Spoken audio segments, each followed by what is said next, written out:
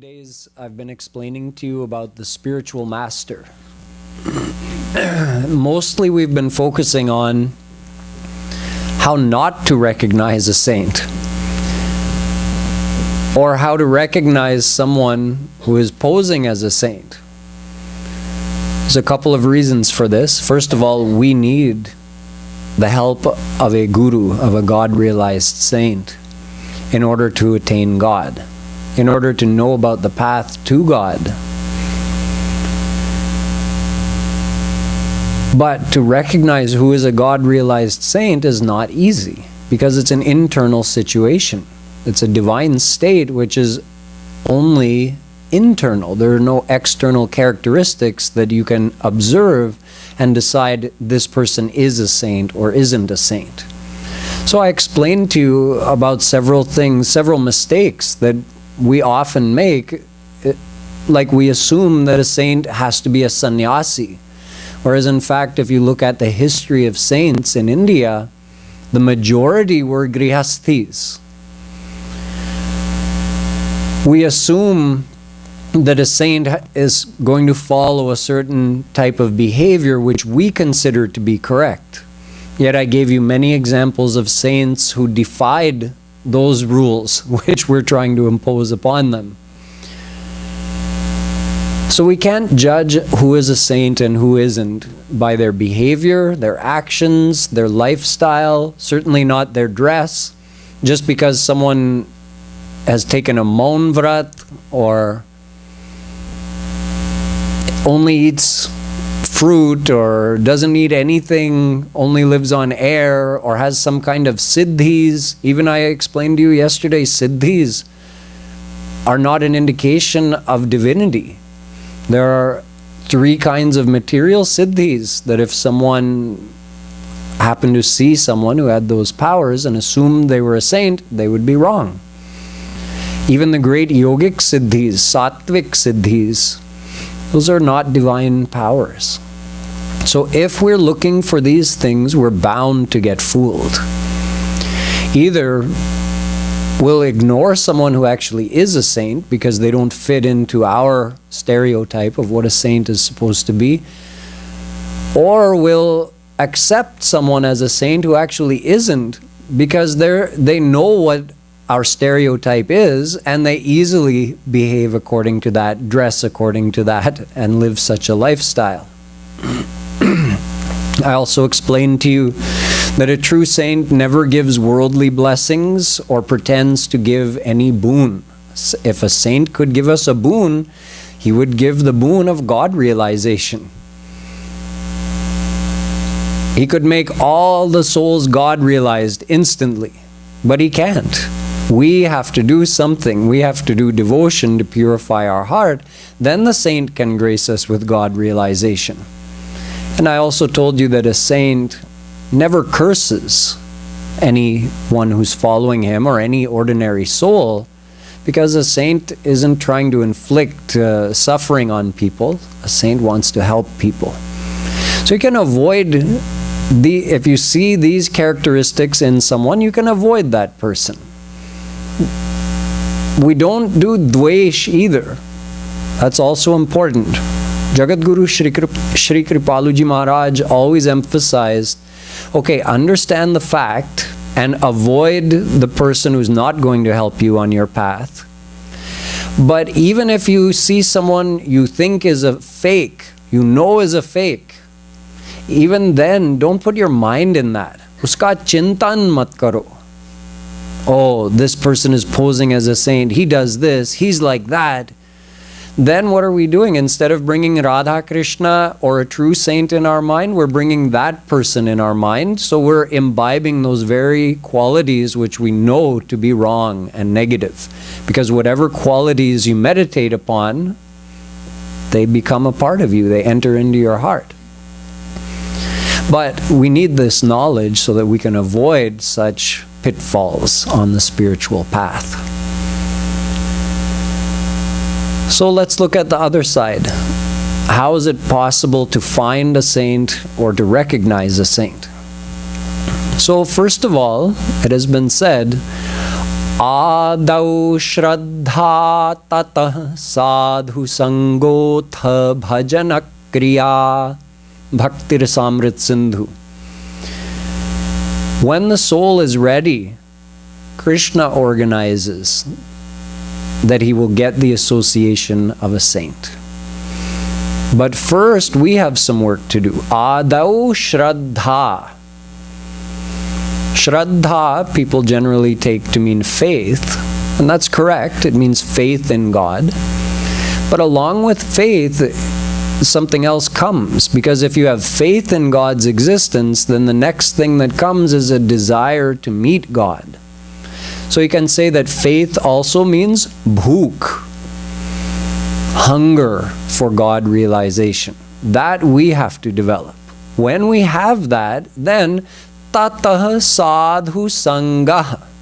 The next step is we get the association of a sadhu. Here, sadhu doesn't necessarily mean a Babaji living in the forest with a long beard and braided hair. Sadhu means a God-realized saint of any kind, of any lifestyle. So Krishna arranges it. We don't have to worry that, oh, how can I meet a saint? When will I meet a saint? We simply have to increase our longing for God. That's it. When we're ready, Krishna will arrange it. Then, atha bhajana kriya.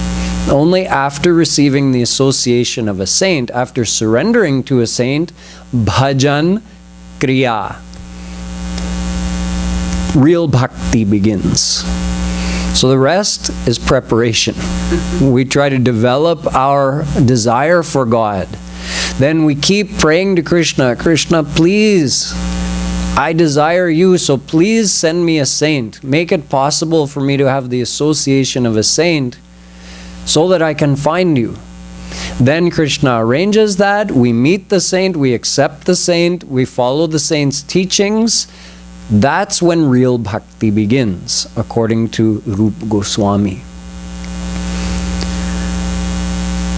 So the finding part is up to Krishna. As long as we develop our longing, he will arrange for us to meet a saint. We don't have to worry about that. After all, that's why he produced this whole universe, to arrange such a situation where souls could gain spiritual knowledge. And how will they gain spiritual knowledge without a saint to teach them? We need a God-realized saint to gain correct knowledge. So he will arrange it. But the next question comes, when he arranges it for us, how will we recognize the saint? This is a subtle matter.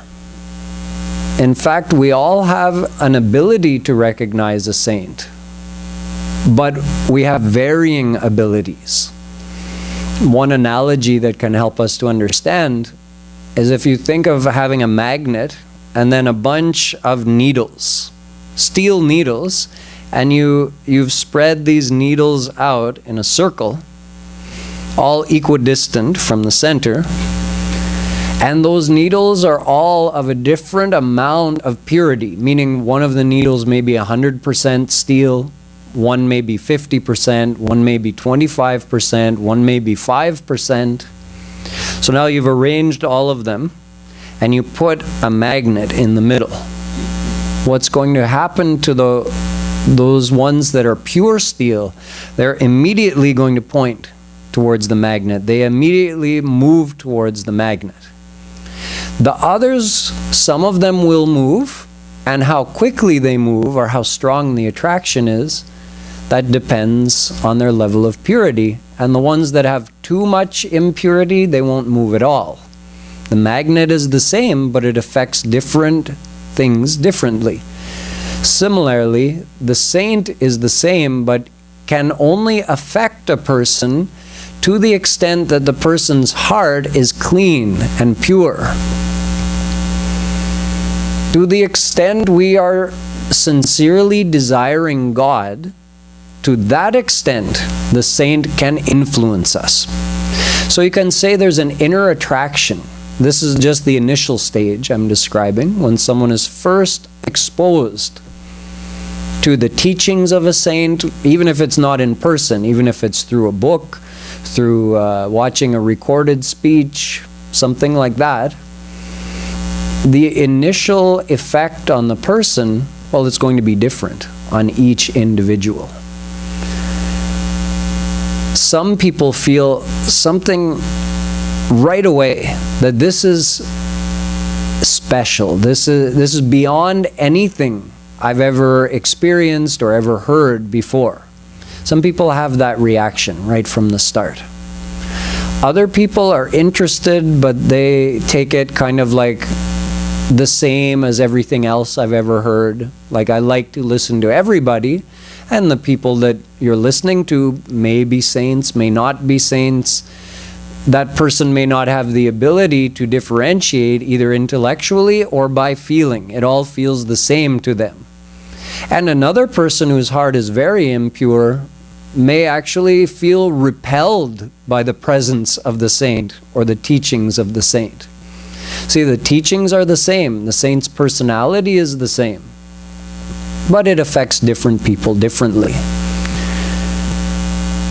It is said that if you have a nail, you try to drive it into a rock, it won't go, but it enters easily into the soft earth.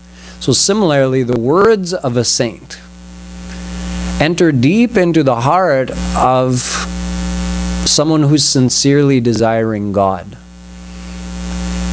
And someone whose heart is less pure, the words have less effect.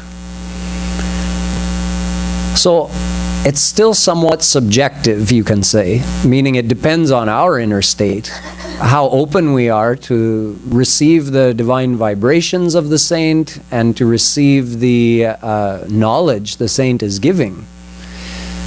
But you can judge somewhat, meaning you have some ability to recognize, you feel some pull towards that true saint. When the saint speaks, there's something different. There's a different kind of power in the saint's words. And I don't mean the oratory skill of the saint, or even the saint's choice of words or use of language. No, it's the power within that. Like I was mentioning previously, any one of us sitting here, if you have a checkbook, you can write a $1 million check. You can write a $1 billion check if you want. However much space there are to keep adding zeros, you can keep adding zeros. But what's the actual value of that piece of paper? Depends what you have in your bank account to back it up. The paper is the same. We all have the same piece of paper, but if there's a billionaire sitting in this room, then that paper has value. Otherwise, it's useless. Similarly, a saint, one who has attained God, it doesn't matter the beauty of the language or the oratory skill. There's a power in the saint's words because the saint has money in the bank. The saint internally is one with God. So he's speaking from that place.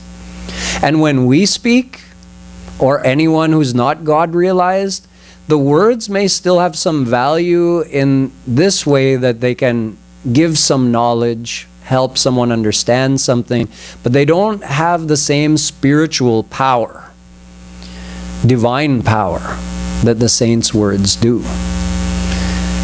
It's like the difference between firing blanks and firing real bullets. When we speak, when we're speaking about God, it's like firing blanks. We can make lots of noise. It has no effect. When the saint speaks, then that bullet can go straight into the heart. In other words, the words go straight into the heart and actually loosen the knot of spiritual confusions that we have. We all carry around doubts and confusions, which after having the association of a saint for some time, they just dissolve. All the doubts, all the confusions dissolve. That's because of the power in the saint's presence, personality, and because of that in his words. So that can be experienced. But it's still subjective because it depends on our openness. Like I was saying, if their heart is very impure, they'll listen to the same saint speaking and they'll either be bored or they'll be repelled by the saint's presence and personality. Nonetheless, we still can use that a little bit as a way of recognizing that, oh yes, I recognize something different in this saint's words. They have a different effect on me. The saint also influences or affects those who come close to him, and close doesn't mean physically, it means mentally. This takes a longer time. It's an experience that comes over a period of days, weeks, months, and even years. Vedavyasji says in the Bhagavatam, Satam prasangan mama virya samvido bhavanti hrit karna rasayana katha tajoshanadashvapavargavartmani shraddharatir bhaktiranukramishyati. He says, when you associate with a true saint, he says, Satam prasangan. Prasangat means through doing satsang. Satsang with whom? With Sat. He's calling the saint Sat. Satam prasangan means Saton ka sang. Ya prasang. Sang means to join two things, right? Prasang means to like become one, unify. So it means mentally joining with the saint, not physically touching your head to the saint's feet or touching your hands to the saint's feet or bowing down. Sure, there's nothing wrong with doing that, but that's not surrender. That's not sang. Sang is done with the mind. See, we have body, mind, and soul. What is the doer of all of our actions? The mind. This is why karma is done with the mind, bhakti is done with the mind. If you're thinking of God, you're doing bhakti. If you're thinking of the world, then you're doing some kind of ordinary worldly action. If you're sitting here listening to my speech, but thinking about what NFL playoff games are coming up next weekend, then you're not doing bhakti, your mind is in the world. So it depends totally on the mind. The soul is giving life to the mind, but it's the mind that performs the actions. So what do we surrender to God? Our mind. How do we do sang with a saint? How do we do satsang? With our mind. So prasang means joining your mind with the saint. Joining your mind with the saint's teachings, with the saint's personality. And the saint is being called Sat. Sat meaning true, divine, godly. So obviously, you see, the saint has to be correct, and our sang also has to be correct. If we do sang, prasang of our mind with someone who's not a true saint, what do we get? We get what's in that fake saint's heart. The one posing as a guru. What is actually in their heart? Like I said, the bank account may be empty, but actually it's never empty. The heart is never empty. It's either full of God or it's full of the world.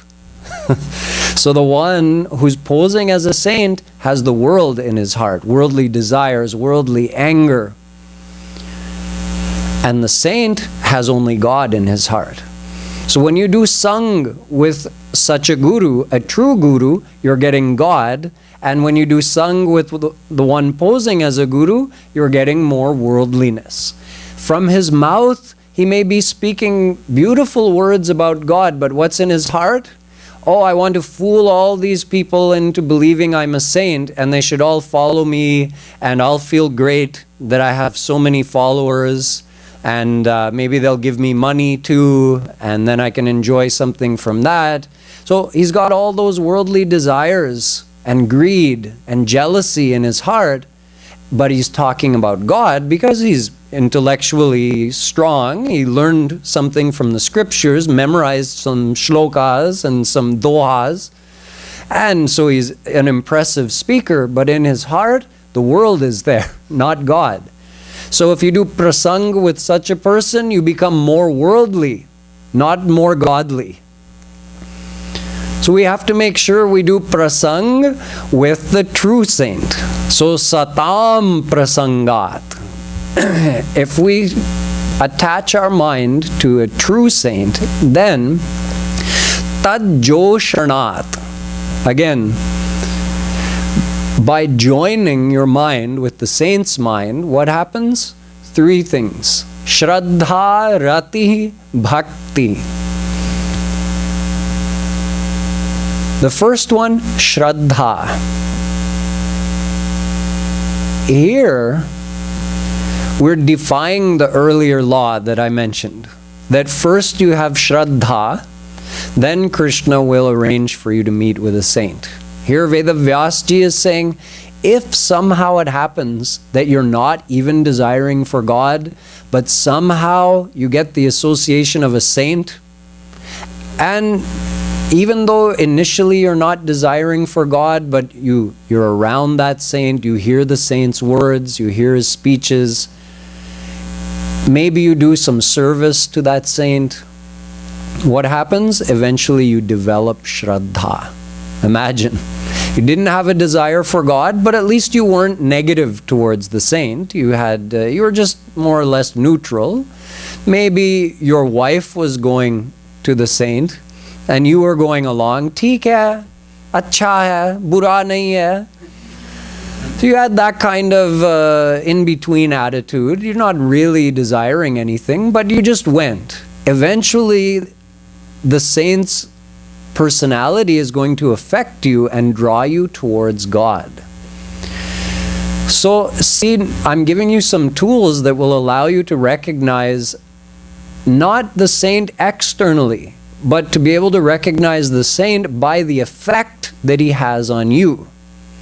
So if you find you're spending time, either it may be in the physical association of the saint, or as I said, it may be simply by reading a book written by the saint, listening to chanting written by the saint, or watching speeches, recorded speeches of the saint.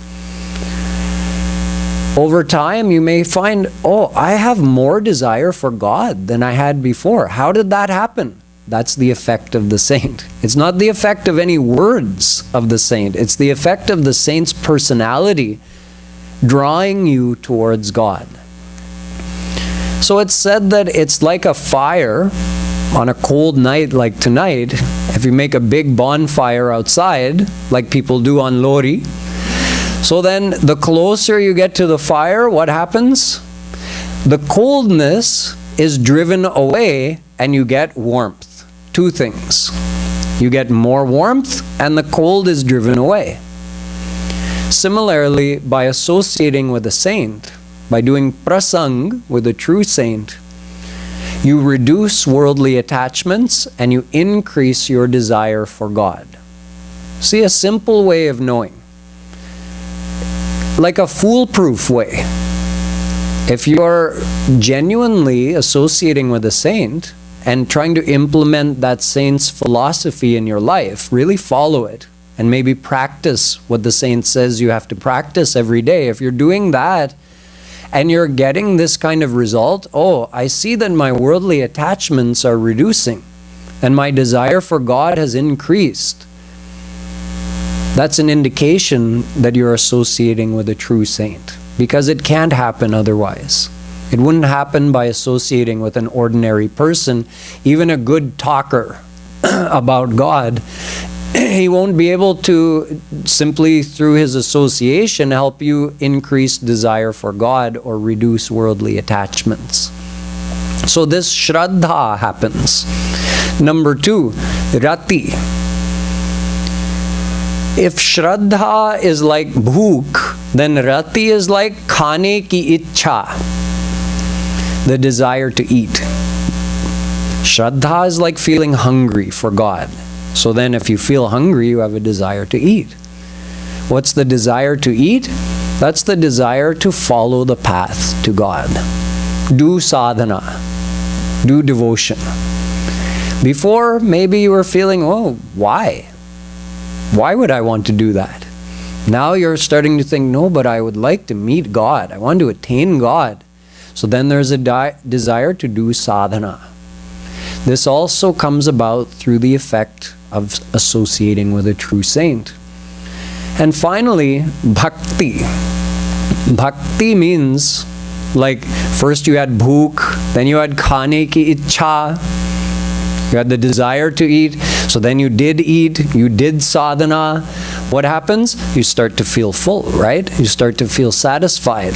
That's bhakti. Here, in this case, bhakti, the word bhakti is not indicating the practice we do. It's indicating the next level, bhav bhakti.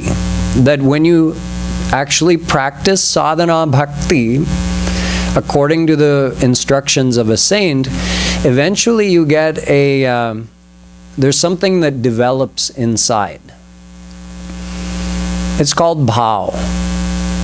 Feelings of loving excitement to meet Krishna.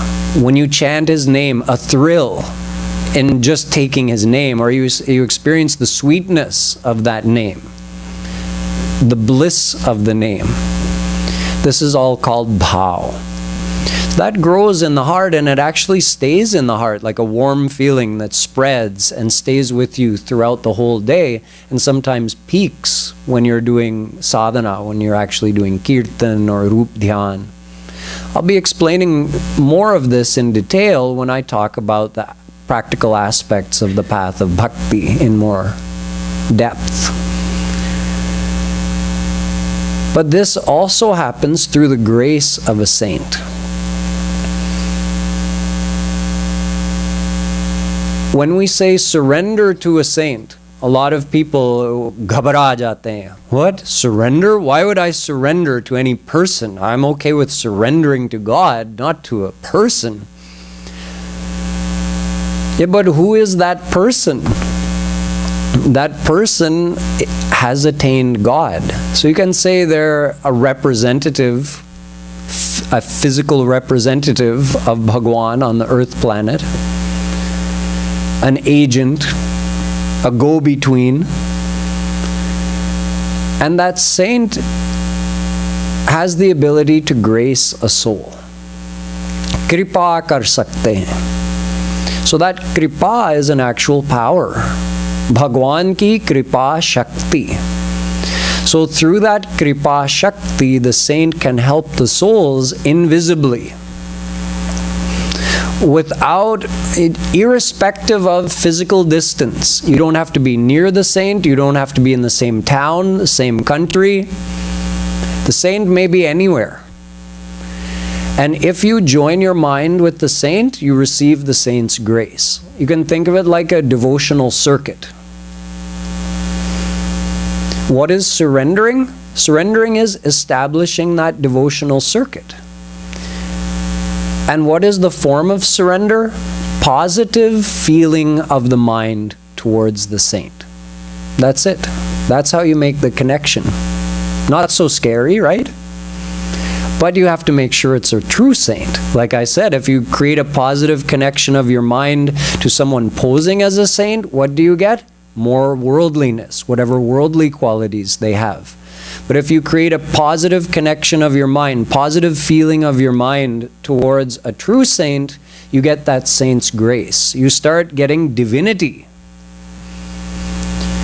That's how the saint is able to influence us, and we start feeling more Shraddha, then Rati, and finally Bhakti.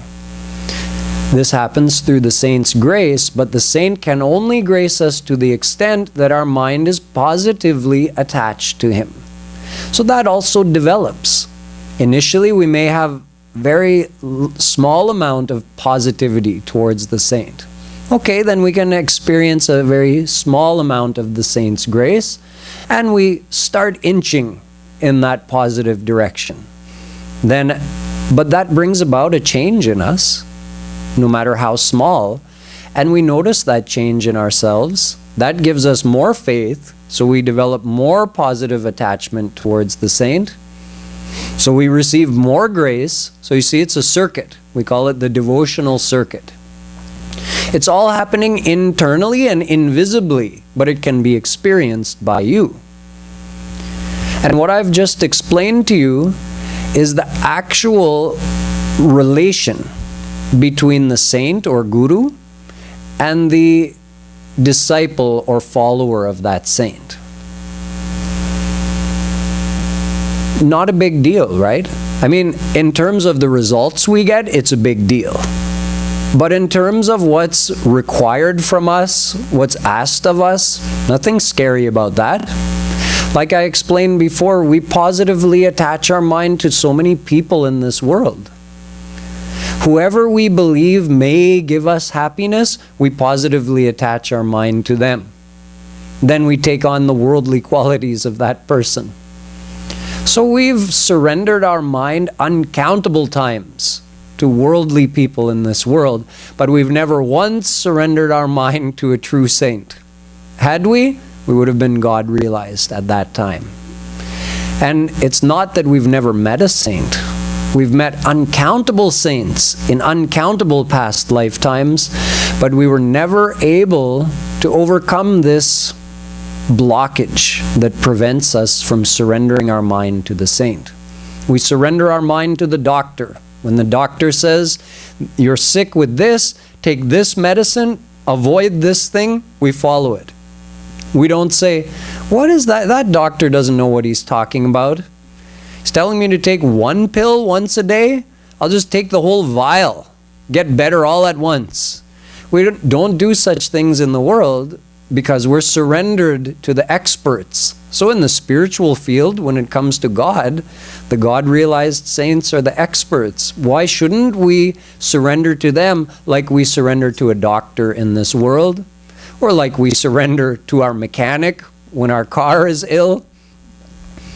Sadguru Vaidya Vachan Vishvasa Sanjamaya Navishaya Ki Asa. Tulsidas Ji says the true saint is a Vaidya, an Ayurvedic doctor. You have to have faith in his words, though. You have to accept them and follow them. Only then you get the benefit. So the word surrender is a scary word, but practically, how do you become surrendered? It's very simple. You just follow the saint's teachings and maintain a positive feeling of attachment towards the saint.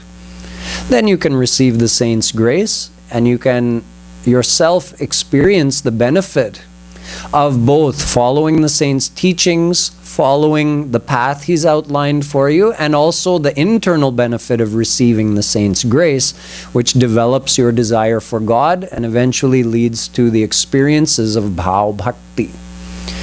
So you see how you can actually, over time, by following the saint, you yourself can judge how much benefit you're getting, how much you've changed, and then you can know that I'm getting this from a saint. I'm getting this effect through the grace of a saint, so it means it's a true saint. But that takes time. We can't know that on the first day, because the saint's grace, our heart is not fully open to receive it. So the more time we spend associating with the saint, the more chance we have to experience this, and it's a growing experience. So you keep measuring as you progress. Oh yes, I'm getting more ahead, I'm progressing more, I'm rising higher. So you know, yes, I'm still on the right track. This is what we want, right? We want to know for ourselves. We don't want someone else to tell us this is a saint or this isn't a saint. This is the right path or the wrong path. We trust ourselves and we want to be able to know for ourselves. And the good news is you can know. But you have to genuinely follow and take the time. But eventually you'll get the experience if it's a true saint and if you're genuinely following. And if you don't get the experience that I just described to you, then it means either you can decide for yourself, perhaps you were not genuine, or perhaps the saint is not genuine. One of the two will be true. You also have to keep in mind that we all undergo the effect of our past sanskars. A sanskar is created in the mind every time you have a thought. In other words, every moment you're creating a sanskar. It's a subtle imprint made on the mind by a thought. So we've had uncountable wrong thoughts. We've had uncountable good thoughts. We've had uncountable devotional thoughts. All of those are stored in the mind, and they come and affect our mind at different times. They reflect back into the conscious mind. You can say it's kind of like an internal destiny. Depending on the type of sanskar which is currently influencing you, you have more or less openness to spiritual things. So you may be associating with a true saint, but because you're going through a time of very bad sanskars, you're unable to experience the effect of the saint's grace. But eventually those sanskars pass, and then you're able to have experiences once you're under the effect of better devotional sanskars. And those continue to fluctuate. Throughout the devotee's life, there's always good sanskars followed by bad sanskars. They're of varying intensity and duration. So that's why even if you're following a true saint, your experiences will also continue to go up and down, but the general trend over a longer period of time will be up. So that's why I'm saying it takes time. You have to gauge it over a longer period of time and see what effect you're getting. Then you can know for yourself from your own experience, am I associating with a true saint or not? So it's very straightforward and very logical to understand how you can recognize a saint. One other clue that you can take, I indicated to you a couple of days ago when I described about the Ashtasattvic Bhav. How sometimes, because the saint is withholding this ocean of divine bliss which he's got in his heart, sometimes that overflows, and the 8 sattvic bhav, the 8 symptoms of that divine love or divine bliss which resides in the saint's heart manifest in the saint's body. Evam vratah svapriyanam kirtya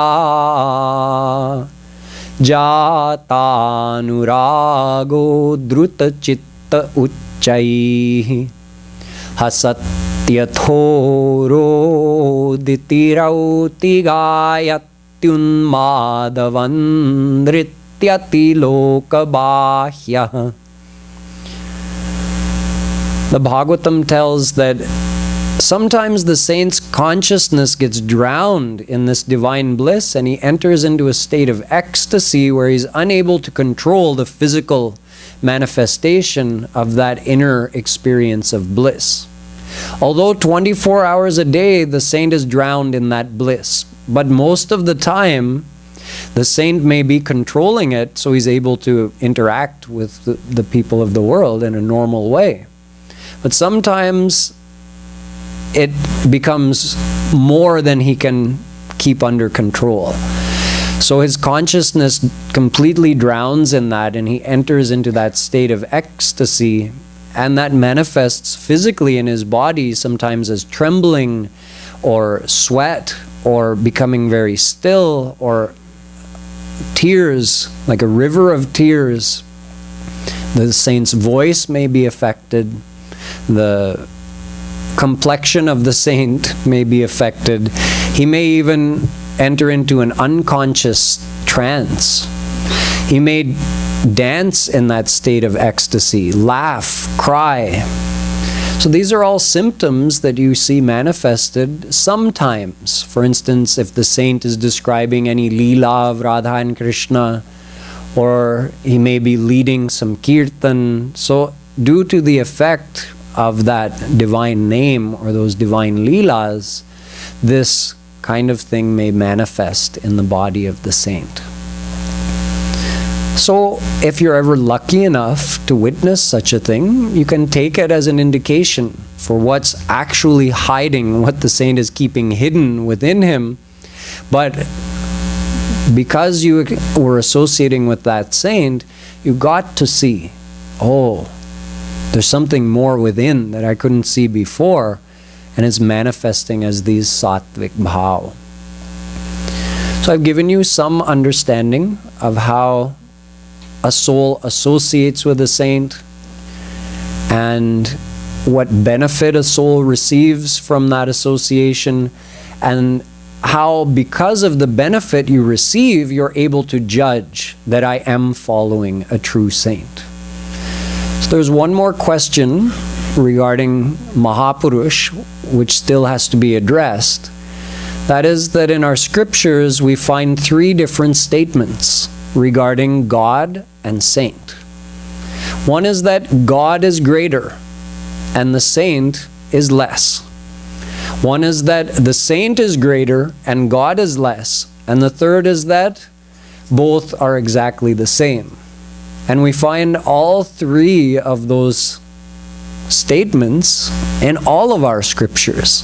So which of these statements is correct? I'll explain to you tomorrow. Boliye Vrindavan Bihari Lal Ki.